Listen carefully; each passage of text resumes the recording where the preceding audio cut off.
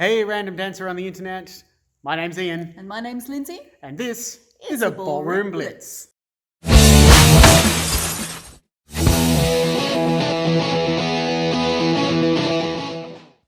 Welcome, Blitzers, to today's Ballroom Blitz. We have a little bit of a special treat for you today, something a little bit different and something inspired by one of our viewers commenting on one of our videos.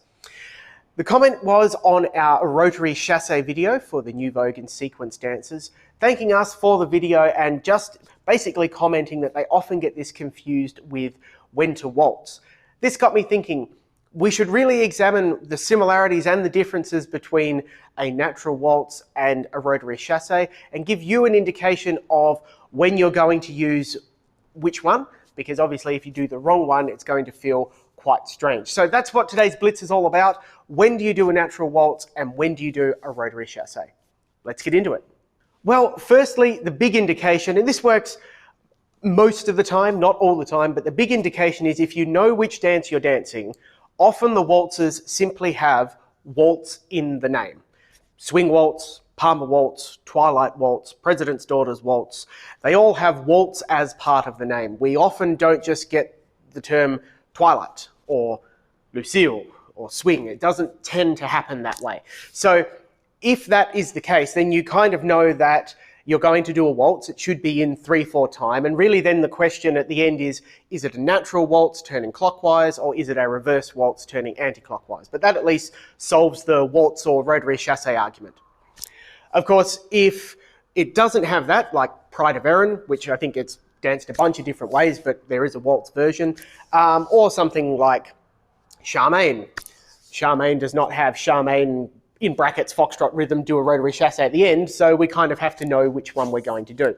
So if that's in question, then we kind of want to work out, is it in 3/4 or is it in 4/4? So let's have a look at this 3/4 versus 4/4 idea and how it actually impacts the moves, and that will help guide us as to the difference in the setup and the difference in the execution when you're actually dancing your sequence dances. So we've arrived at a position where at the end of a sequence we're going to do a waltz.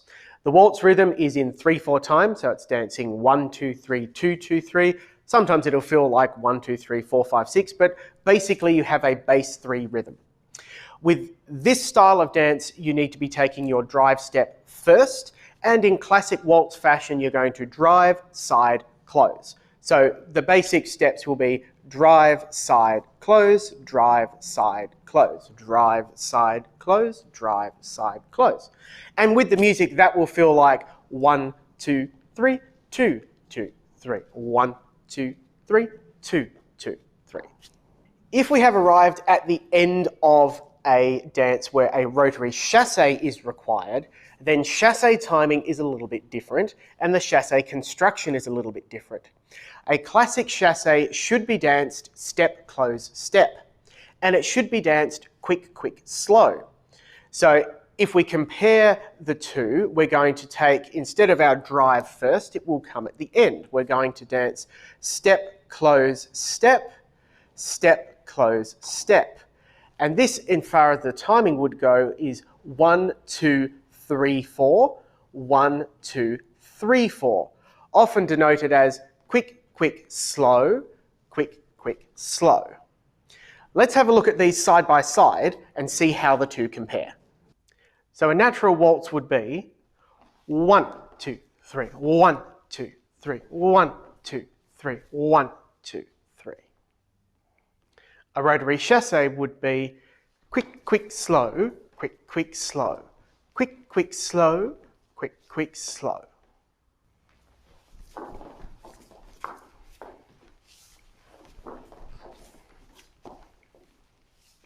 So seeing the two styles side by side, we notice the waltz rhythm, 1, 2, 3, is dead even. You get one note, one beat per step.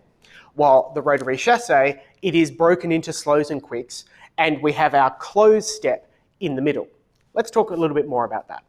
So here is where you can actually accidentally be doing waltzes instead of chasses and chasses instead of waltzes. And it really is not the rhythm, because technically speaking, you can do the same steps in either rhythm.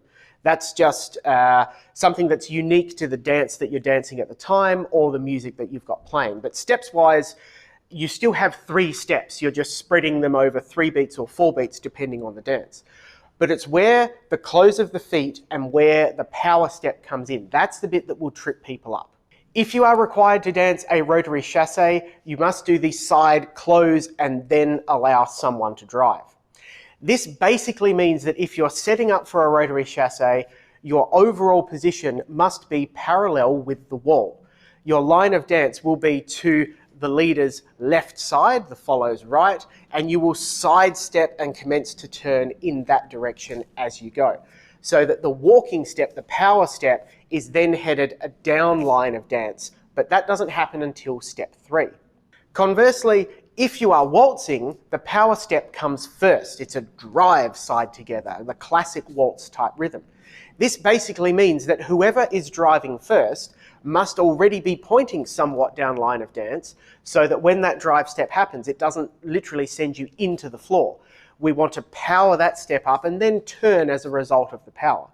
So when you set up these two, if you are preparing a Rotary Chasse, we want to be in a closed position, head and shoulders parallel with the wall. And if we are setting up for a natural waltz, we're going to turn somewhat, nearly a quarter, so that whoever is driving forward powers down the floor and we commence to turn and travel around line of dance and not start spiraling into the floor or in any other undesirable direction. So if we have concluded a dance ready for a Rotary Chasse, you can see we're in our classic closed position, our hands are pointing down line of dance, and we are ready to side and then power in a quick, slow type fashion. Quick drive, quick drive, quick drive.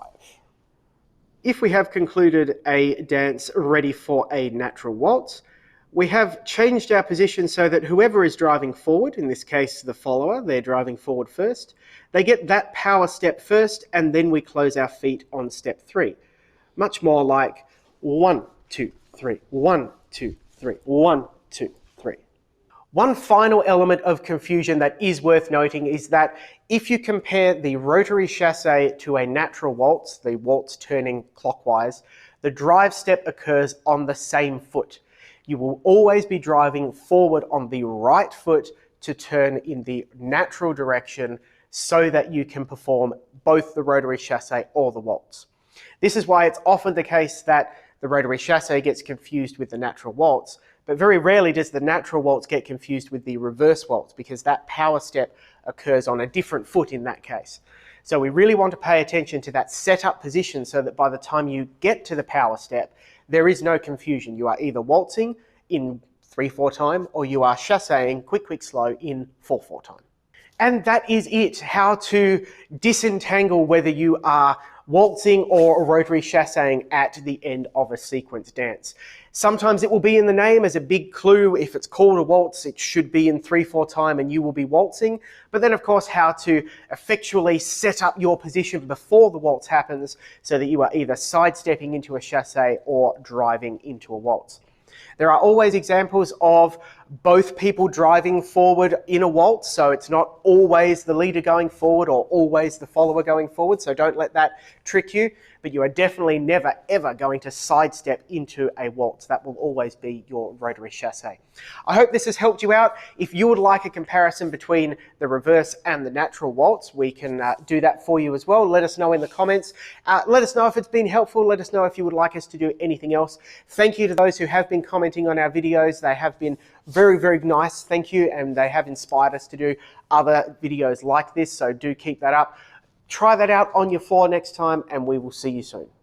That's it for today's Blitz, guys and girls. Don't forget to like, comment, share, and subscribe. And smash that notification button so you don't miss out when the next ones come out. They come out twice a week. See you then.